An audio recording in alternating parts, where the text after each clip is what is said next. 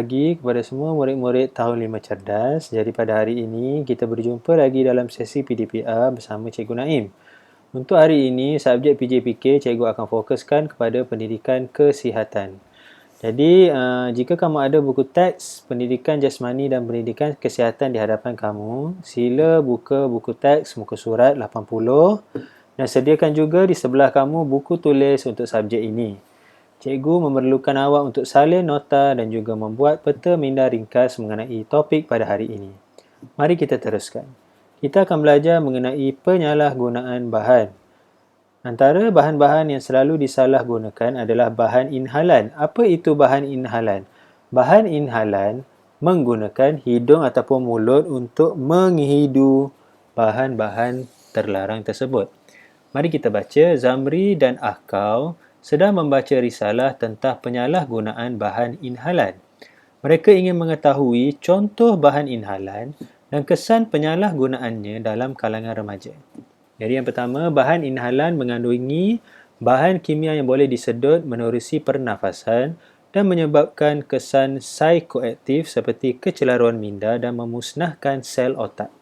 Sebelum kita meneruskan kepada senarai bahan-bahan inhalan, Cikgu ingin tanya, apakah bahan inhalan yang kamu tahu yang tidak boleh ataupun haram untuk digunakan di dalam negara kita, negara Malaysia? Jadi, ini adalah contoh bahan inhalan. Yang pertama adalah pencair cat ataupun kita panggil sebagai turpentin. Yang kedua adalah gam paip. Yang ketiga, gam kasut. Yang keempat, marker pen.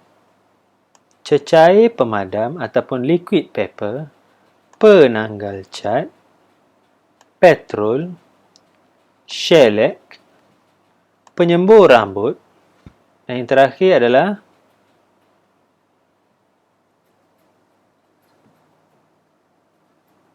pengilat kuku. Seperti mana yang kamu boleh lihat di hadapan kamu ini, bahan-bahan ini tidak diharamkan untuk dijual. Tetapi, jika kamu beli khas untuk menjadikan sebagai bahan inhalan, ia dikira sebagai sesuatu yang haram dan tidak boleh dilakukan. Lebih-lebih lagi untuk murid-murid sekolah rendah. Cikgu menceritakan perkara ini kerana ada kes di mana murid sekolah rendah baru berumur darjah 2 ataupun darjah 3 membeli pen marker di kedai buku masing-masing dan menghidu marker pen ini di dalam tandas. Itu dikirakan sebagai satu aktiviti ataupun tabiat yang tidak baik kerana ia termasuk di dalam salah satu perkara yang tidak boleh dilakukan di sekolah. Baiklah, untuk mengukuhan kamu, penyalahgunaan bahan inhalan boleh memberikan kesan jangka panjang. Seperti kamu tidak mampu berfikir dengan waras dan logik, kamu akan keletihan, pelupa, kekurangan berat badan, gangguan emosi dan membawa kepada penggunaan dadah yang lebih berbahaya. Penyalahgunaan bahan inhalan juga boleh dikaitkan dengan kematian secara tiba-tiba akibat kesukaran bernafas dan kemalangan disebabkan khayal.